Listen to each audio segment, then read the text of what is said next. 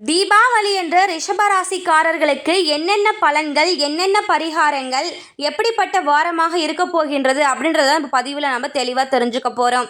அந்த வகையில் இந்த வாரத்துக்கான ரிஷபராசி பலன்கள் சொல்லிட்டு பார்த்தீங்கன்னா, நல்ல யோகங்களை பெற அற்புதமான காலகட்டமாக ரிஷபராசி அன்புக்காரர்களுக்கு அமைஞ்சிருக்கு.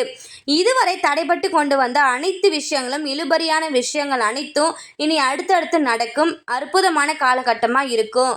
முருகர் வழிபாடு அனைத்து விதமான நன்மைகளையும் உங்களுக்கு அள்ளி கொடுக்க போகிறது. நீங்கள் நினைத்த காரியங்கள் அனைத்துமே வெற்றி பெற போறீங்க. வழக்கு போன்ற பிரச்சனைகளில் உங்களுக்கு சாதகமான அமைப்பு ஏற்படும். பழைய கடன்களை அடைத்து முடிப்பதற்கான உங்களுடைய முயற்சிகள் அனைத்தும் வெற்றி அடையும்.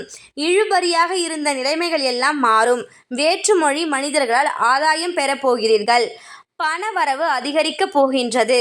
பிள்ளைகள் விஷயத்தில் ஆராய்ச்சி செய்து கொண்டே இருப்பதை தவிர்ப்பது நல்லது. நீண்ட நாட்களாக மனதில் இருந்து வந்த கஷ்டங்கள் அனைத்தும் நீங்கும். பூர்வீகத்தில் இருந்த பாதிப்புகள் அனைத்தும் நிவர்த்தியாகும். பூர்வீகமாக இருந்து வந்த இடத்தில் என்னென்ன செய்யலாம் என பல ஆண்டுகாலமாக பேச்சுவார்த்தை நடந்து கொண்டிருக்கும். அவையெல்லாம் மாறி இப்போ ஒரு தெளிவு கிடைக்கப் போகின்றது. தெளிவு பிறக்கப் போகின்றது. சிக்கல்கள் தீரும் வாரமாக அமைந்துள்ளது. குடும்பத்தில் சந்தோஷம் ஏற்படும். தைரியத்துடன் முன்னோக்கி செல்லும் காலகட்டம் ஏற்படும். நீண்ட நாட்கள் வராமல் இருந்து வந்த பணங்கள் அனைத்தும் கைக்கு வந்து சேரும். தொழில் அனுகூலம் பெரிய அளவுக்கு மகிழ்ச்சியான சூழலை ஏற்படுத்தி தரும். தொழிலில் இருந்த சிக்கல்கள் தீர முயற்சிகளை எடுப்பது ரொம்பவே நல்லது. தொழிலில் அனுகூலம் ஏற்படும்.